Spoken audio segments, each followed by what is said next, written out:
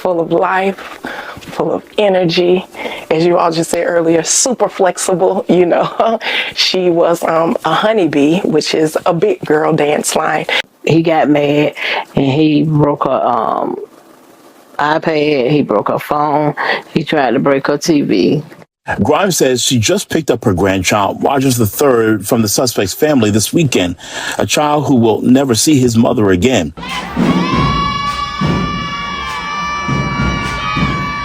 There's a road in Alabama that most people never think about, U.S. Highway 80 East. It cuts through the flat heart of Montgomery County, past gas stations and pine trees, and the long, lonely stretches that connect one life to another. People drive it every day on their way somewhere, students coming back to campus, parents heading home, people just trying to get to where they're going. On the morning of March 27, 2025, a 21-year-old woman named Gennia Grimes was in a car on that road. She was on her way back to Alabama State University. She had a class to get to. She had a degree to finish. She had a 9-month-old son she was raising while studying criminal justice because she wanted to be a lawyer one day. And she wasn't the kind of person who let anything stop her. She never made it to campus. By midday, first responders were on scene near the Waugh community of Pike Road, and Gennia Grimes was being airlifted to a hospital with a gunshot wound to her head. She died from her injuries a short time later. The man driving the car, her boyfriend of 2 years and the father of her child, told deputies she had grabbed a gun from the center console and shot herself. Investigators didn't believe him. What followed was 8 days of quiet, meticulous work. Phone records, surveillance footage, digital evidence, and a preliminary hearing that laid out, piece by piece, the evidence that led to a capital murder charge.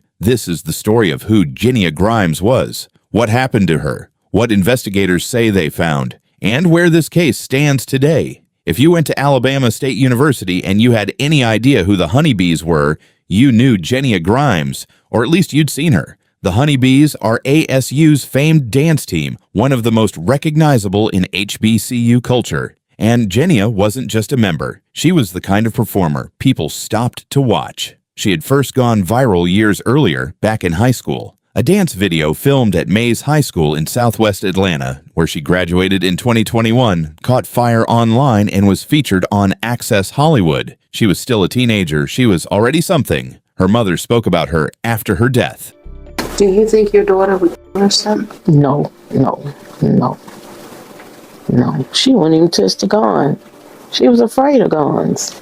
She said, "My daughter was a superstar. Everyone who knew her knew that. She knew she was a superstar, so she was going to become famous. She knew that." Gennia grew up in southwest Atlanta. Her family describes her as full of life, deeply ambitious, and completely devoted to the people she loved. When she enrolled at Alabama State to study criminal justice, she was building towards something specific. She wanted to become a lawyer. She wanted to understand the system from the inside. And then, in the middle of all of that, in the middle of classes and dance practice and future plans, she became a mother. Her son, Rogers McCloud III, was born in 2024. He was 9 months old when Gennia died. By all accounts, becoming a mother didn't slow Gennia down. If anything, people say it made her more determined. She went back to school after his birth. She was on track to graduate in August 2025, just months away. She was already thinking about what came next.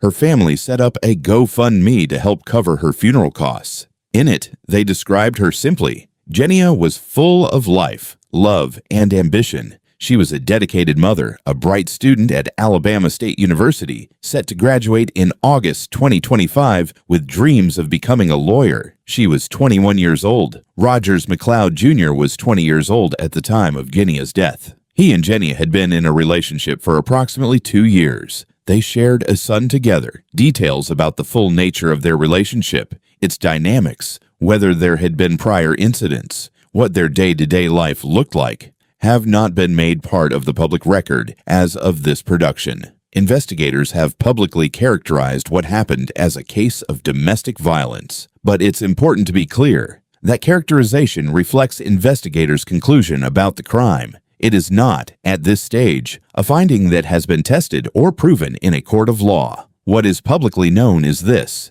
On March 27, 2025, Rogers McCloud Jr. and Gennia Grimes were together in his car. They were traveling from Auburn, Alabama, back to Montgomery, roughly an hour's drive, so Gennia could make it back to campus in time for a class. That's where the nurse publicly agreed upon facts ended, and where the questions begin. March 27, 2025 started as a school day. According to testimony later given at a preliminary hearing by a Montgomery County Sheriff's Office investigator, McCloud and Grimes were driving from Auburn to Montgomery that morning. The purpose of the trip, the investigator testified, was to get Gennia back to campus for a class. What happened during that drive, inside that car, on that stretch of Alabama highway, is precisely what this case is about. And it is precisely what a jury will one day be asked to decide. Here is what McCloud told investigators according to court testimony. He said Gennia became inconsolable during the drive.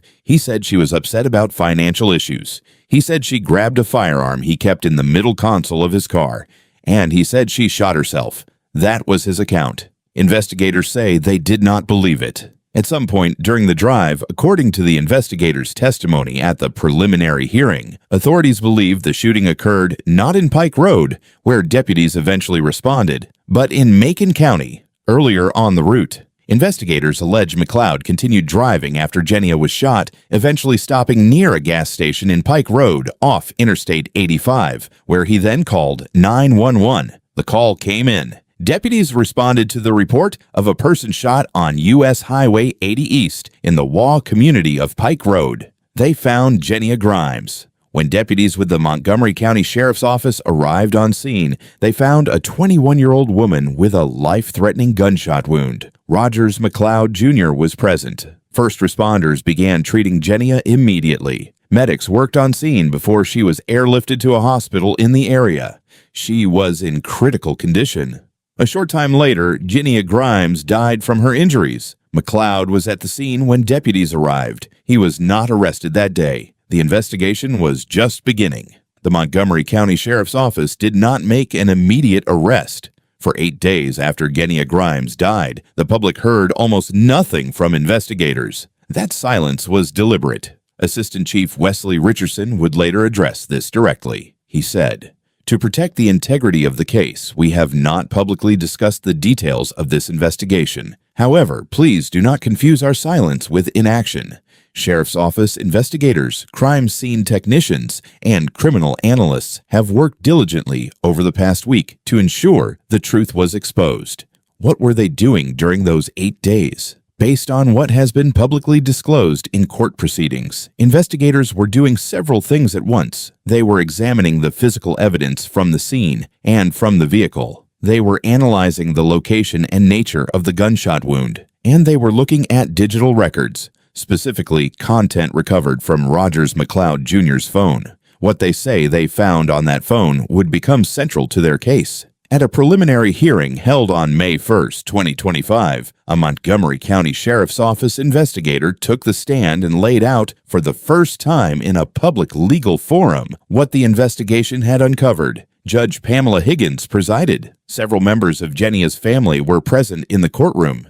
Here is what the investigator testified, according to news outlets present at the hearing. On the phone, investigators say they found multiple Snapchat videos that had been recorded in the minutes before McCloud dialed 911. One photograph, the investigator testified, showed Gennia Grimes bleeding in the car with no gun visible in the image. A second video, which McCloud allegedly sent to his mother, showed a gun placed on Gennia's shoulder. According to the investigator's testimony, McCloud's voice could be heard saying, "This girl shot herself." Investigators also say McCloud sent a text message to family members saying Gennia had shot herself. On the sequence of events, the investigator testified that based on the evidence gathered, investigators believe the shooting did not occur where McCloud called 911. Instead, they believe Gennia was shot in Macon County at an earlier point in the drive, and that McCloud continued driving with her in the car before stopping and calling for help.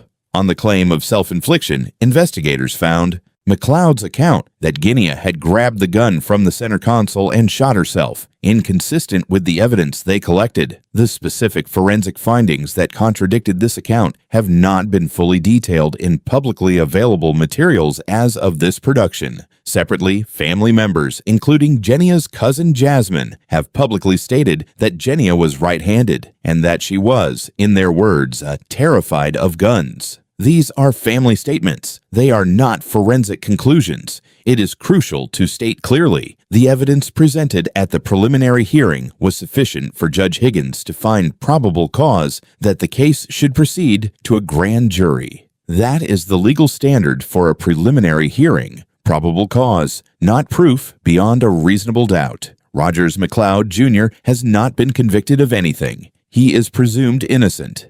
A grand jury will decide whether to formally indict him, and if indicted, a jury will determine guilt or innocence. On April 4th, 2025, 8 days after Gennia Grimes died, the Montgomery County Sheriff's Office issued a warrant for Rogers McCloud Jr.'s arrest. He was taken into custody the same day. He was charged with capital murder. He was booked into the Montgomery County Detention Facility, where he has been held without bond. At a subsequent court appearance, he appeared before a judge. At the preliminary hearing on May 1st, his defense team withdrew a motion for bond, meaning McCloud remains in custody while the case proceeds. Capital murder is the most serious criminal charge in the state of Alabama. It carries the possibility of the death penalty or life imprisonment without the possibility of parole. The specific basis on which the capital murder charge was filed in this case has not been detailed in publicly available documents as of this production. What is clear is this. Investigators characterize the case as a domestic violence homicide. The charge reflects the most serious level of homicide under Alabama law.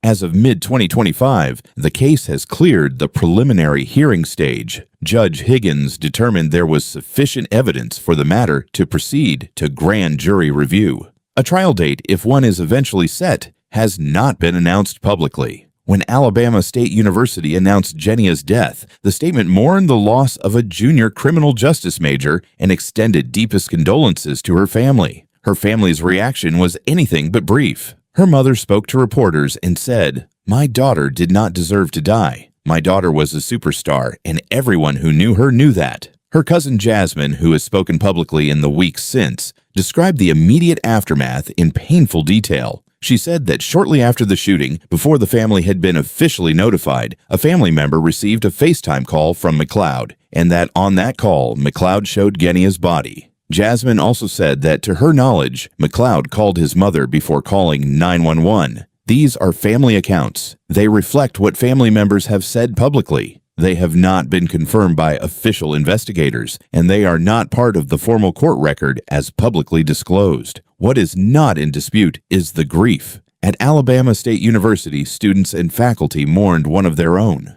The Honeybees lost a member. A dance team lost a dancer. A community lost someone it expected to see graduate in August.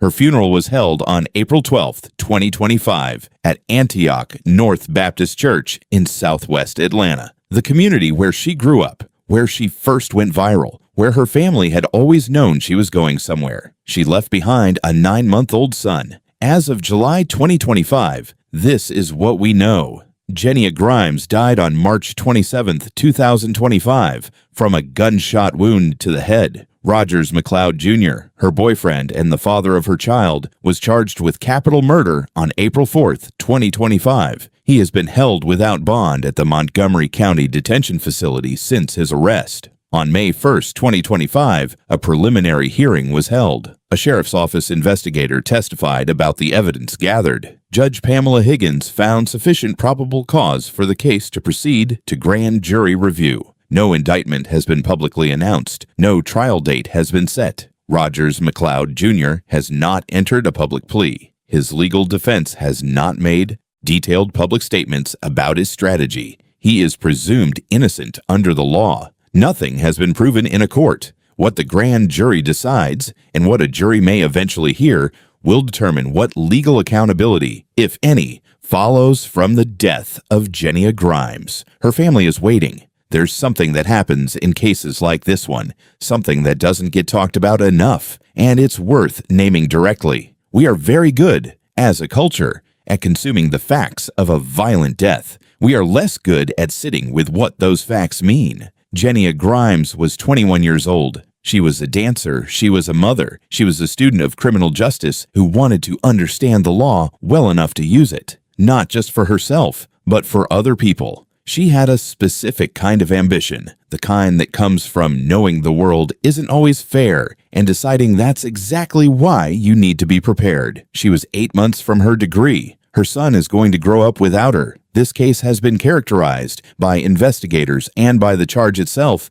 as a domestic violence homicide. In the United States, domestic violence is the leading cause of homicide for women. Every 11 days, on average, a woman is killed by an intimate partner in this country. These are not abstract statistics. They are deaths that happen in cars, in homes, in the ordinary in-between spaces of people's lives. Gennia died in a car, on a highway most people have never heard of, on a Thursday morning in late March, on her way back to class. The legal system is now doing what the legal system does, moving slowly, gathering grand juries, building toward a verdict. That process exists for important reasons, and it matters that it functions properly. But while the system works, Gennia's mother goes on.